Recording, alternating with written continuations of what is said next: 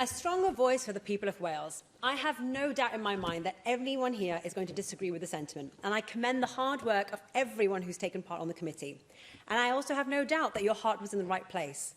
However, I do believe that the proposals within the Special Purpose Committee report were severely flawed and could impede the very aims that it sets out to achieve. Let me be crystal clear amongst you all today.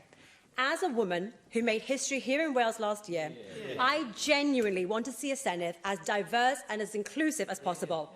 And I don't think anyone can comprehend how much, and without sounding like Martin Luther King, I dream of seeing a Senedd that has more women, more people of colour, more members of the LGBTQ community, and more disabled people sitting right here amongst us every single day. And I sincerely appreciate the Senate's desire for inclusion and variance. However, the introduction of a gender quota, in my opinion, could result in an increasing number of women at the expense of other minority groups who I am sure would make an invaluable contribution to the makeup of the next Welsh Parliament. As a person of colour, I'd like to share something very important with you all today. The pursuit of gender balance should never be at the expense of genuine diversity and equality. I am proud of the fact that I am the first woman of colour to be elected here in the Welsh Parliament. But I did not get here and stand amongst you all today due to the colour of my skin.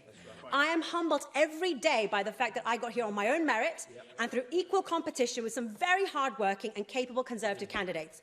No gender balance, no all-women shortlist, no positive discrimination. The people of Wales need to be convinced that members of the Senedd are not here merely because they tick all the boxes or to fulfil some artificial quota. There is no guarantee that such a gender quota or positive discrimination is even legal. In March this year, the Huffington Post reported that the Labour Party is dropping all-women shortlists to choose candidates for the next general election after receiving legal advice that continuing to use them for Westminster seats would be unlawful. In 2018, a group of Labour Party members began legal action over proposed changes to the party's policy on formal inclusion of self-identifying trans women on all women shortlists. The power of the Welsh Parliament to legislate in certain areas has already been tested in the Supreme Court with 3 bills in the past. Any legal challenge to this proposal could cause significant delay and mean it would not be in place for the Welsh parliamentary elections in 2026. The proposed changes claim to strengthen the Welsh Parliament and to better represent the people of Wales. But how can this be true when it's actually being forced? The report recommends there should be 16 Senedd constituencies, each electing 6 Senedd members by a closed proportional list system. I sincerely fail to see how this delivers a strong voice and better representation.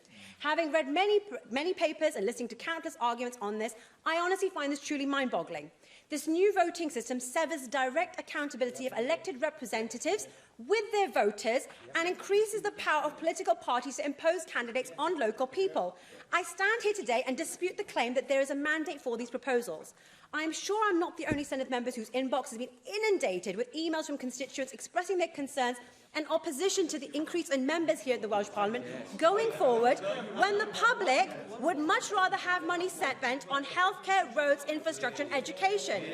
So today I say to the Welsh Government, if you are so certain that these proposals will be better serve the people of Wales, give them a stronger voice. If you are certain that you won't promote one aspect of diversity over others, if you truly stand in front of me and believe that the people of Wales are content to see up to £100 million spent over the next 5 years on more politicians, then put the question to the people by way of referendum.